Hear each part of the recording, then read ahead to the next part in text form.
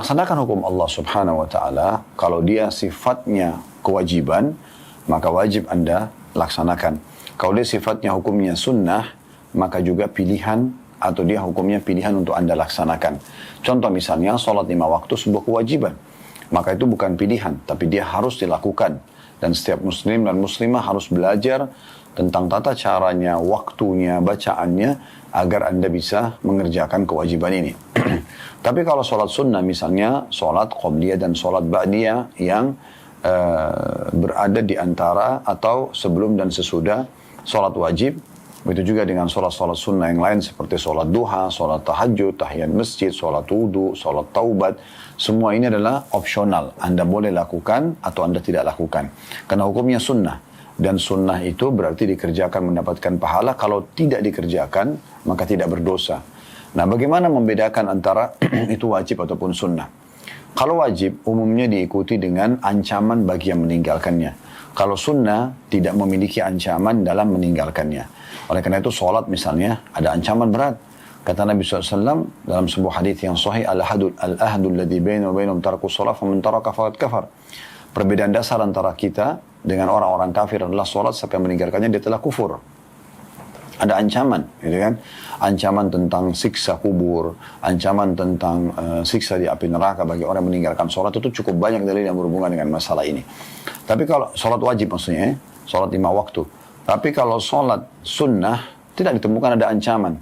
Tapi lebih kepada keutamaan tentang sholat duha, sholat tahajud, tahiyat masjid, apa yang Anda dapatkan lah ya, dari pahala. Itu mungkin bedanya antara wajib dan sunnah. Nah, begitu juga dengan puasa Ramadan, hukumnya wajib. Nah, puasa-puasa yang lain, Senin, Kamis, Ayyamul Bid adalah hukumnya sunnah. Yang wajib Anda tidak punya opsi untuk mengerjakan atau tidak mengerjakannya. Anda wajib mengerjakan itu ya. Kalau yang sunnah, maka Anda punya opsi. Boleh kerjakan, boleh tidak. Kayak misalnya sekarang hari Kamis. Anda kalau mau puasa itu adalah kebaikan, kemuliaan. Hari ini juga kebetulan tanggal 14 Zulhijjah ya. 12 dari bulan Zulhijjah, tepatnya sekarang berada di salah satu dari bulan-bulan Hijriah dan berada di tanggal 14-nya ya.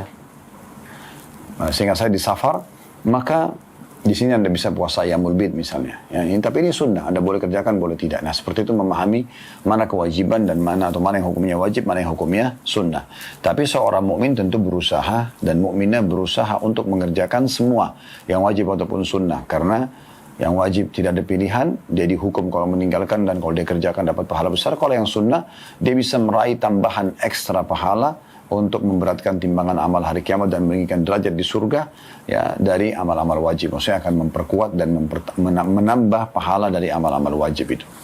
Ini kurang lebih gambaran tentang masalah judul kita ya.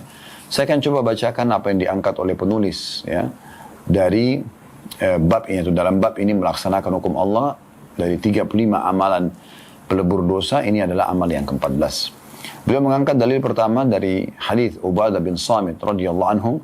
Ia berkata, ketika kami berada di majlis Rasulullah SAW, maka beliau bersabda, "Bayi'uni ala an la tushriku billahi syai'a, wa la tasriqu, wa la taznu." Wa qara'a hadhihi al-ayah kullaha. فَمَنْ وَفَّى مِنْهُمْ فَأَجْرُهُ عَلَى اللَّهِ وَمَنْ أَصَابَ مِنْ ذَلِكَ شَيْئًا فَعُوقِبَ فَهُوَ كَفَّارَتُهُ وَمَنْ أَصَابَ مِنْ ذَلِكَ شَيْئًا فَسَتَرَهُ اللَّهُ عَلَيْهِ إِنْ شَاءَ غَفَرَ لَهُ وَإِنْ شَاءَ عَذَّبَهُ. Terjemahannya, berbaiatlah kalian kepadaku untuk tidak menyekutukan Allah subhanahu wa ta'ala dengan apapun. Tidak mencuri, tidak berzina. Lalu beliau membaca ayat.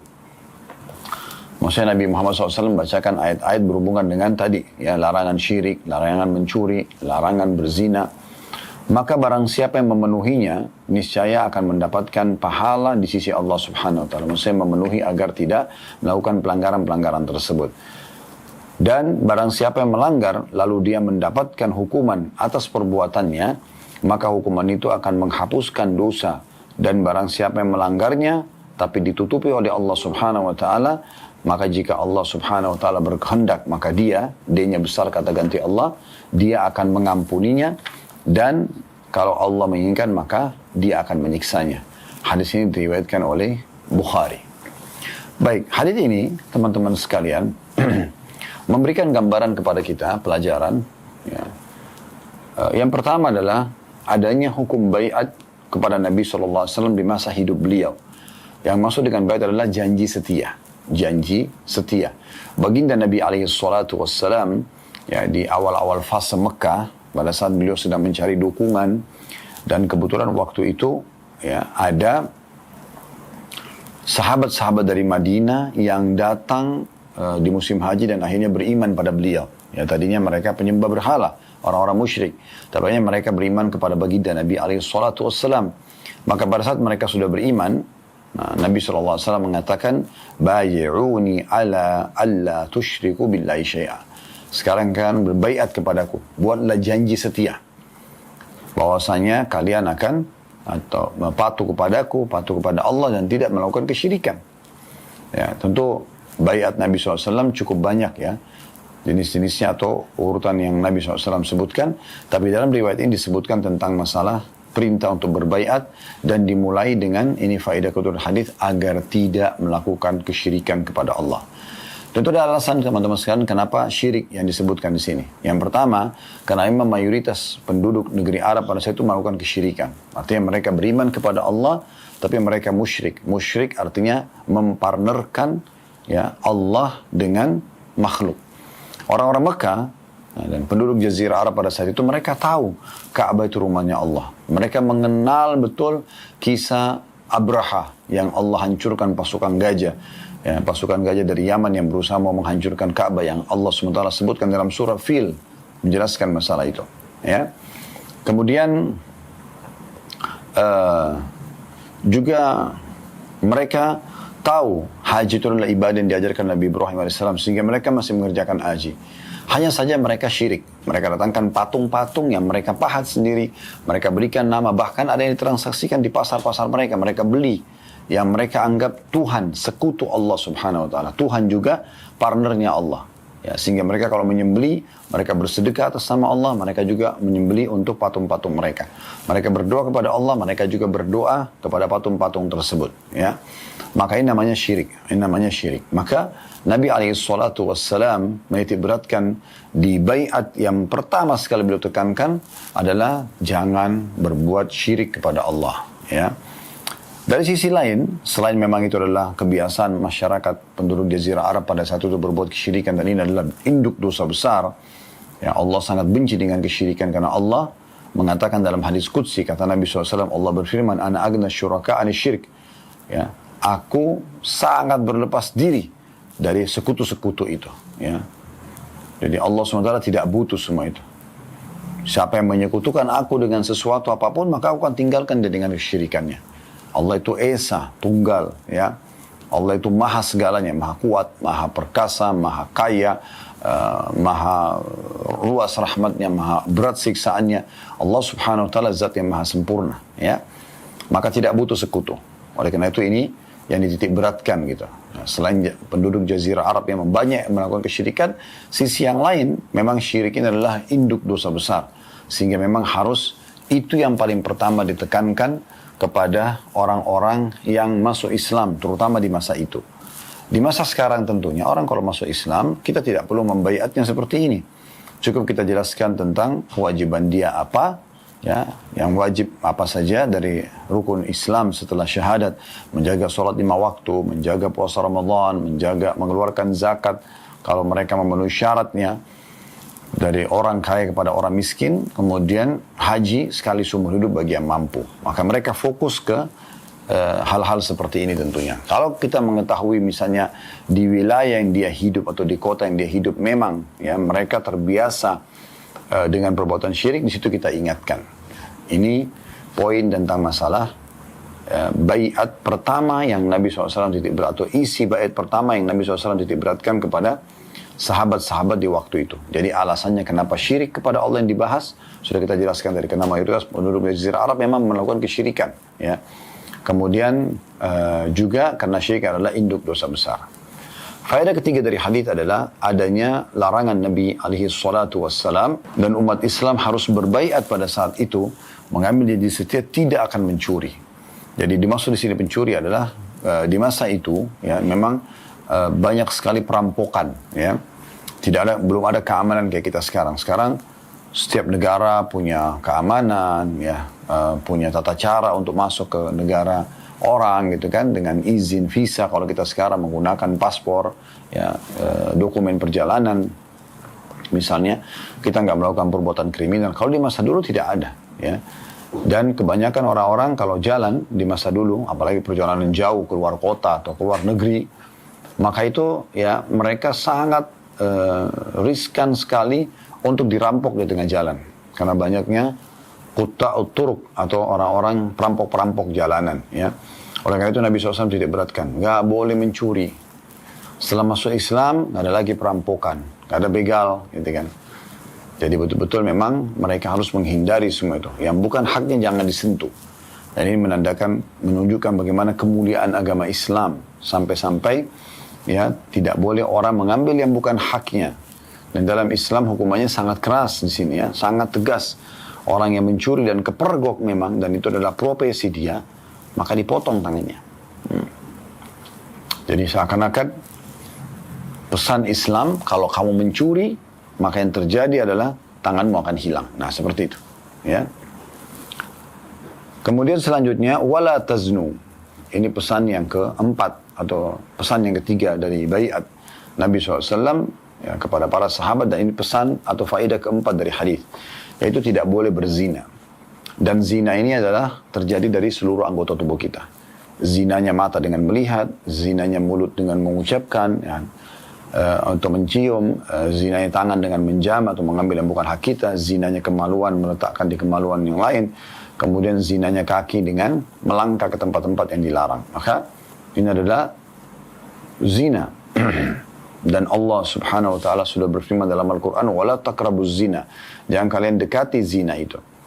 Ada potensi kita menyukai lawan jenis kita, tetapi Allah subhanahu wa ta'ala memberikan cara yang benar, yaitu dengan akad nikah. Setelah akad nikah, Anda silahkan melakukan interaksi biologis sepuasnya, ya, sebanyak Anda inginkan, memiliki keturunan, semuanya jadi halal.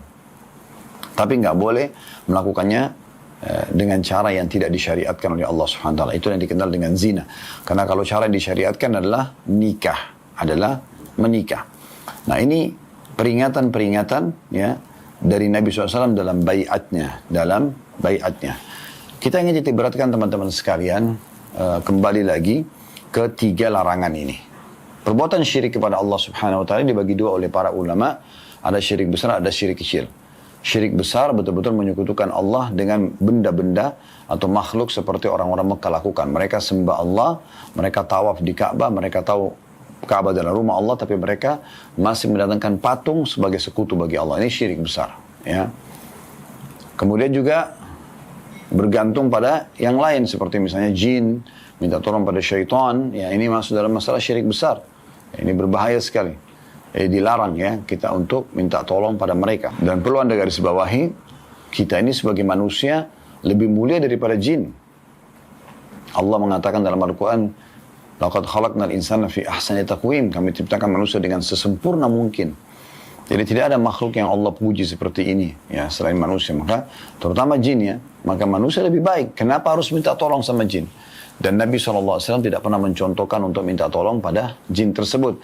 Allah memang membuat mata kita tidak bisa melihat mereka. Kita tidak tahu mereka itu tinggal di mana, makannya apa, bagaimana fisik mereka. Ya sudah, supaya tidak perlu kita mencari tahu hal tersebut. Tidak perlu kita lintas alam untuk memanggil-manggil mereka. Apalagi sampai interaksi menikah dengan mereka dan seterusnya. Ya. Jadi ini perbuatan yang bisa berbahaya, mendatangkan kesyirikan ya, pada Allah Subhanahu wa ta'ala. Nah, ada syirik kecil. Syirik kecil adalah riya. Sebagaimana sabda Nabi SAW, akhwafu ma akhafu alaikum asyirkul khafi, atau syirkul asghar. Yang paling aku khawatirkan dari kalian adalah syirik kecil atau syirik yang tersembunyi. Maka para sahabat menanyakan, ya Rasulullah, ma syirkul khafi? Apa yang Anda maksudkan dengan syirik tersembunyi itu? Kata Nabi SAW, riya. Makna riya adalah memperindah ibadah untuk makhluk. Ya. Kita sengaja memperindah sholat supaya dipuji sama orang yang di sekitar kita. Kita sengaja misalnya bersedekah, berpuasa, berzikir, berdoa, semua ibadah ini hanya karena ingin dipuji oleh orang lain, ingin pamer, maka itu semua adalah masuk dalam syirik kecil, tapi ingat dia kategori dosa besar. Kemudian masalah mencuri, ya, ini cukup banyak orang yang belum paham. Kadang-kadang orang mengatakan, kenapa sih dalam Islam mencuri itu hukumnya sangat keras, sampai harus dipotong tangannya. Orang yang menganggap potong tangan pencuri adalah sebuah hukum yang keras, ini karena dia sendiri belum mengalami, ya, belum pernah dibegal, belum pernah dirampok, belum pernah dicuri haknya atau hartanya. Anda bisa bayangkan, kalau sampai Anda pulang ke rumah, dan maling lagi mencuri barang-barang itu. Mungkin kalau Anda punya pisau di tangan Anda bukan cuma sekedar potong tangannya, mungkin Anda akan menusuk badannya. Karena hak Anda akan diambil. Tapi Islam datang mengatakan tidak. Serahkan orang ini kepada pihak yang bertanggung jawab, pihak pemerintah, nanti mereka akan menghukumnya. Kalau mengikuti hukum Allah, maka tangannya dipotong. Dan hukum ini memang kelihatannya sekilas tegas, atau keras. Tapi dia memang adalah hukum yang diterapkan oleh Allah Subhanahu wa Ta'ala. Dengan hikmah yang luar biasa.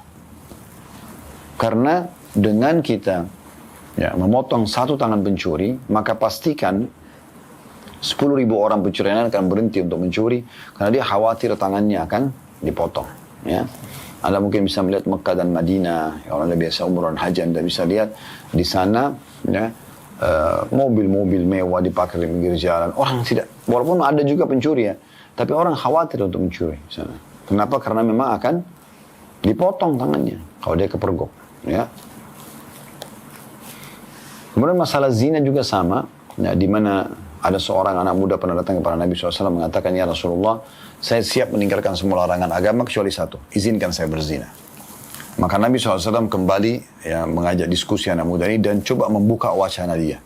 Kalau seandainya terjadi pada ibumu dizinai oleh orang, kamu setuju gak? Enggak. Kalau saudarimu, enggak. Anakmu, enggak. Istrimu, enggak. Lalu kenapa kamu melakukan pada orang lain? Karena perempuan yang sedang kamu berzina dengannya, dia juga punya ayah, dia juga punya saudara, dia juga mungkin punya suami. Ya. Oleh karena itu jangan dilakukan. Jadi perbuatan ini juga untuk menjaga kesucian garis keturunan manusia. Karena kalau dengan akad nikah yang kurang dari setengah menit, wali perempuan mengatakan saya nikahkan kamu sama anak perempuanku Fulana binti Fulana dengan mas kawin ini misalnya. Kemudian dia mengatakan saya terima nikahnya, si mempelai laki-laki. Sudah ada 2 saksi, ada mahar, ada kalimat akad seperti ini. Hitungan setengah menit kurang lebih sudah sah mereka berhubungan biologis selamanya, selama mereka tidak bercerai. Itu aja sebenarnya. Lalu kenapa tidak melakukan pernikahan? Kenapa harus perzinahan? Nah ini yang perlu digarisbawahi. Ya. Jadi memang kalau orang meneteskan sperma di rahim yang halal dan istrinya hamil, maka ini membuat status anak itu selamanya jelas jalur nasabnya, suci jalur nasabnya. Juga si suami istri melakukan interaksi biologis dengan tenang, karena mereka tahu mereka suami istri. Orang semua tahu di sekitarnya kalau mereka suami istri. Mereka safar, mereka masuk ke hotel, tidak ada masalah, karena dianggap ini adalah pasangan suami istri. Beda kalau orang tidak jelas statusnya halal atau tidak, maka pasti akan jadi sorotan orang. Mereka pun berdua melakukan biologis tidak akan tenang, karena dalam kondisi tidak benar. Nah ini hikmah-hikmah luar biasa yang menyebabkan kenapa di awal-awal muslimin masuk Islam di fase Mekah dulu, Nabi SAW membaiat mereka untuk meninggalkan perbuatan-perbuatan keji seperti ini tentunya. Dan sini dikatakan wa qara hadhil ayah kullaha, kemudian Nabi SAW membacakan ayat-ayat tentang masalah larangan syirik, larangan mencuri, larangan berzina. Ya. Dan di sini juga diambil pelajaran, kita bisa ambil sebagai pelajaran yang kelima, pentingnya seseorang dalam menyampaikan sebuah hukum mendatangkan dalil. Dia menjelaskan kalau Allah berfirman, Rasulullah bersabda, maka itu penting sekali. Dengan penyampaian ini, maka secara otomatis orang akan lebih tahu kenapa dia dilarang. Ya. Apa hikmahnya? Minimal dia mengetahui kalau memang Allah yang melarang. Nah, itu ada dalam Al-Quran disebutkan larangannya. Memang Allah dan Rasulnya melarang, dalam hadis Nabi SAW disebutkan. Nah ini hikmah luar biasa yang bisa diambil dari potongan wa qara hadhil ayah kullaha. Lalu Nabi SAW membacakan ayat yang berhubungan semua dengan larangan-larangan tadi. Ya. Selanjutnya dikatakan, dan ini kita bisa masuk faedah ke-6. Waman waffa minkum fa'ajru 'ala Allah. Siapa di antara kalian yang patuh dengan larangan ini, tidak mengerjakan, tidak syirik, tidak mencuri, tidak berzina, maka dia akan mendapatkan pahala di sisi Tuhannya. Ya. Ini pelajaran yang ke-6. Pelajaran yang ke-7, waman asaba min dzalika syai'an fa'uqiba fahuwa kafaratuh. Dan barang siapa yang mengerjakan ini, zina, mencuri, kemudian dia dihukum oleh Allah karena perbuatannya itu, maka hukuman itu di dunia sudah cukup menjadi pembersihan atas hukuman dia yang ada di akhirat nanti. Ya, ini pelajaran yang ketujuh yang bisa diambil. Jadi apapun hukuman yang datang atas perbuatan atau konsekuensi dari perbuatan kita di dunia, maka itu adalah pembersihan terhadap dosa-dosa. Yang kedelapan faedahnya, waman asaba min dzalika syai'an fasatarahu Allahu alaihi in syaa ghafaralah wa in syaa adzabah. Dan siapa yang berbuat dosa itu tapi Allah Subhanahu wa taala tutupi malah, tidak ada yang tahu, tidak terbongkar aib tersebut, maka itu akan kembali kepada masyiatillah. Nah, ini ada istilah ahli sunnah wal jamaah, orang pelaku dosa besar tahta masyiatillah, di bawah naungan Allah. Kalau Allah ingin, Allah maafkan. Kalau Allah ingin, Allah akan siksa. Ya. Jadi kita tidak boleh memvonis seseorang yang berada dalam kemaksiatan dosa besar, kemudian dia meninggal, langsung dia masuk neraka, tidak. Tapi kita katakan dia berada di bawah masyiatillah, di bawah keinginan atau kekuasaan Allah. Kalau Allah insya adzaba wa insya ghafaralah. Kalau Allah mau Allah hukum, kalau Allah mau Allah akan maafkan. Nah, ini faedah yang luar biasa yang bisa diambil dari hadis. Baik teman-teman sekalian, kita lanjutkan lagi sisa dalil yang diangkat oleh penulis ya hafizahullah untuk yang bernama Fatin binti Abdul Aziz. Beliau mengangkat setelah itu ayat yang dimaksud oleh Ubadah bin Samit adalah firman Allah Subhanahu wa taala. Maksudnya tadi ada penjelasan kalau Nabi SAW membacakan ayat-ayat ya. Nabi SAW membacakan ayat-ayat kepada orang-orang yang berbaiat. Nah, ayat yang dimaksud adalah ini, disebutkan dalam surah Al-Mumtahinah ayat 12. Saya akan bacakan yang bunyinya, ya ayuhan nabiyyu idza ja'akal mu'minatu yubayi'naka ala alla yushrikna billahi syai'an wa la yasrikna wa la yaznina wa la yaqtulna awladahun wa la yaqtulna awladahunna wa la ya'tina bi buhtanin yaftarinahu baina aydihinna wa arjulihinna wa la ya'sinaka fi ma'rufin fabayi'hunna wastaghfir lahunna Allah innallaha ghafurur rahim. Hai Nabi, apabila datang kepadamu perempuan-perempuan yang beriman untuk mengadakan janji setia, bahwa mereka tidak akan mempersekutukan sesuatu pun dengan Allah Azza wa Jal, tidak akan mencuri, tidak akan berzina, tidak akan membunuh anak-anak mereka, tidak akan berbuat dusta yang mereka adakan antara tangan dan kaki mereka, dan tidak akan mendurhakai dalam urusan yang baik, maka terimalah janji setia mereka dan mohonkanlah ampunan kepada Allah Subhanahu wa taala untuk mereka. Sesungguhnya Allah Subhanahu wa taala Maha Pengampun lagi Maha Penyayang. Ini ayat tadi yang dimasukkan dalam riwayat sebelumnya kalau Nabi SAW membacakan ayat ini. Sabda Nabi SAW, barang siapa yang memenuhinya, niscaya akan mendapatkan pahala di sisi Allah Subhanahu wa taala. Maksudnya adalah, barang siapa yang memenuhinya dan tidak melakukan perbuatan-perbuatan dosa tersebut, niscaya Allah Subhanahu wa taala akan membalasnya dengan pahala yang sebaik-baiknya. Maksudnya ini masih menjelaskan makna hadis tadi yang sudah kita sebutkan di sesi awal pengajian kita. Adapun sabda Nabi SAW, barang siapa yang melanggarnya, lalu ia mendapatkan hukuman atas perbuatannya, maka hukuman itu menjadi penghapus dosanya. Maksudnya, barang siapa yang mengerjakan perbuatan dosa tersebut, lalu ia mendapatkan hukuman atas perbuatannya, dengan dilaksanakan hukum hudud atasnya. Misalnya, pencuri dipotong tangannya, berzina dicambuk kalau dia belum menikah, kalau sudah menikah dirajam misalnya, maka hukuman tersebut akan menghapus dosa-dosa yang telah dia lakukan. Maksudnya tidak lagi hukumannya di akhirat. Al-Qadhi Iyad, seorang ulama yang masyhur di kalangan kaum salaf dulu, mengatakan bahwa sebagian besar para ulama berpendapat bahwa hudud atau pelaksanaan hukum Allah Subhanahu wa taala adalah penghapus dosa dengan dalil hadis ini. Dan jumhur ulama berpendapat bahwa orang yang bertaubat tidak dihukum, tapi hendaklah dia tidak merasa aman dari siksa Allah Subhanahu wa taala karena dia tidak tahu apakah taubatnya diterima atau tidak. Jadi saya pertegas lagi yang dimaksud di sini. Kalau misalnya ada pencuri dalam Islam, kalau dia kepergok mencuri, hukumnya adalah dipotong tangannya. Kalau dia sudah dipotong tangannya, proses hudud ini, hukuman fisik yang Allah tentukan dalam syariatnya dijatuhkan pada orang yang sudah melakukan perbuatan yang mendatangkan hukuman tersebut, maka berarti tidak lagi hukuman di akhirat. Ya, itu di saat pun dia kepergok ya, kepergok mencuri, kepergok berzina. Jelas indikasinya dia melakukan itu secara sengaja, maka kenalah hukuman ini dan akan jadi pembersihan terhadap dosa-dosanya.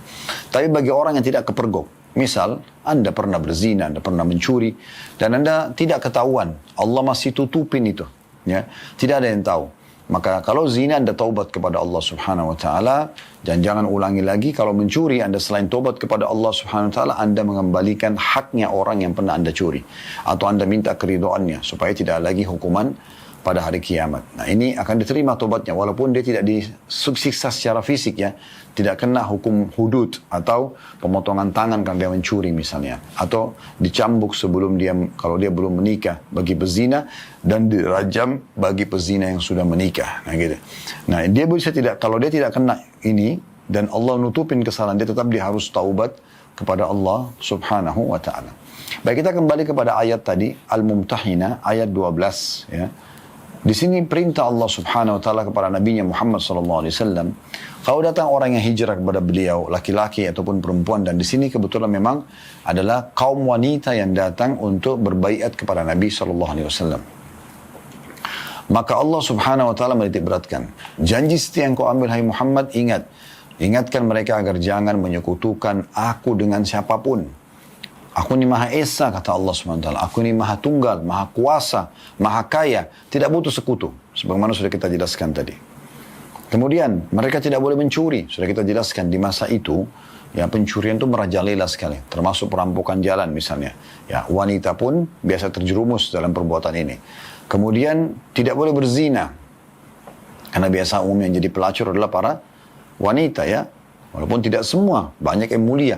Tapi yang menawarkan diri biasanya jadi pelacur kaum wanita. Maka diingatkan tidak boleh berzina. Laki-laki pun tidak boleh berzina. Ya, dilarang tentunya. Sudah kita jelaskan dari secara umum. Tapi ayat ini kena turun pada para wanita. Maka ayat ini menekankan juga mereka jangan berzina. Kemudian di sini ada tambahan larangan ya dalam ayat yang dalam hadis tadi tidak disebutkan, yaitu tidak boleh aborsi. Tidak boleh menggugurkan bayi. Ya, apakah itu hasil zina ataupun dari pasangan halal. Anak zina saja nggak boleh digugurin. Ya. Apalagi kalau sampai dia adalah dari pasangan halal, dari suami yang halal. Karena tidak boleh sama sekali kita menggugurkan apa yang sudah Allah ciptakan. Ya. Tentu ada pengecualian sebagian ulama, misal di saat baru ketahuan hamil dan dilihat akan ada mudarat, ya, misalnya bagi sang ibu atau anak. Ketahuan anak tersebut naudzubillah cacat misalnya, atau si ibu ini bisa terancam nyawanya meninggal karena dia sudah melahirkan beberapa kali misalnya, itu ada penyakit yang sangat fatal membuatnya bisa sampai meninggal dunia, di situ boleh digugurkan ya, tapi di awal-awal kehamilan, bukan sudah melewati masa 4 bulan sudah ditiupkan ruh ya. Itu pun pembahasan ulama sangat terbatas dalam masalah ini. Ya, tidak dibuka semua, tapi intinya aborsi dilarang dalam Islam. Nggak boleh. Sebagaimana pernah ada perempuan di masa Nabi SAW, dia sudah ada suami, tapi dia selingkuh. Dia melakukan perzinahan, wa na'udzubillah. Lalu dia taubat kepada Allah SWT. Namun dia hamil.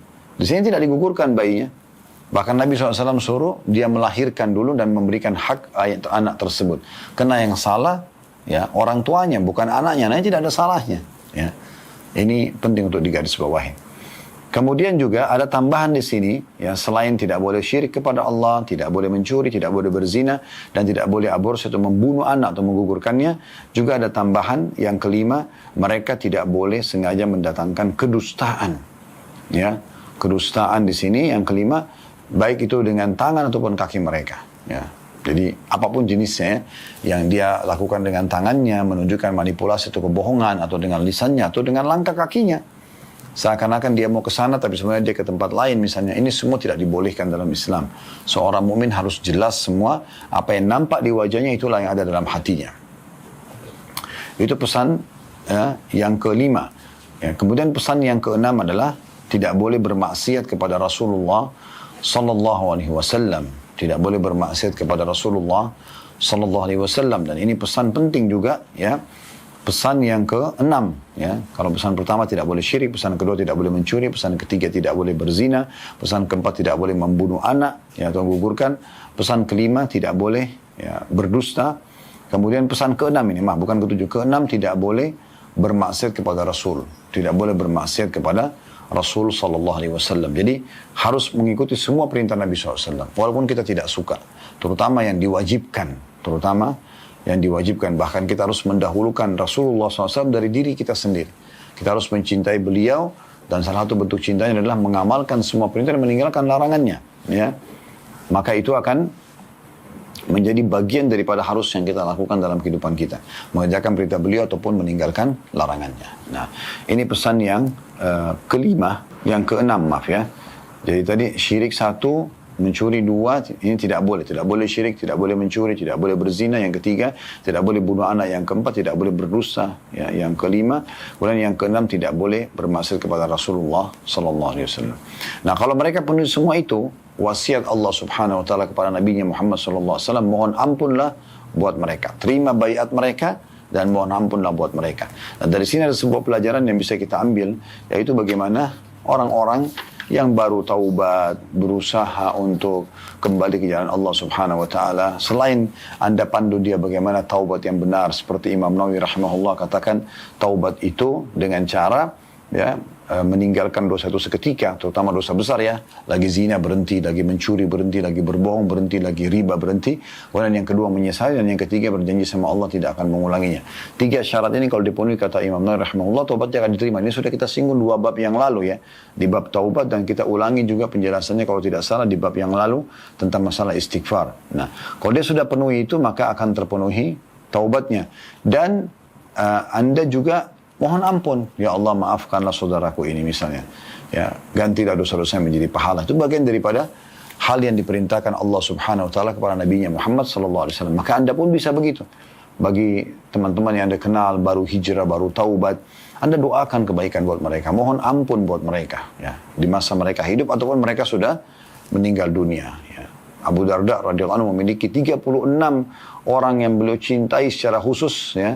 Karena Allah SWT lalu beliau selalu doakan dan mohon ampun untuk mereka tanpa mereka mengetahuinya. Untuk mengejar pahala dari perintah Nabi SAW. Dan salah satu doa mustajab adalah doa seorang muslim untuk saudaranya ala dhahril ghaib.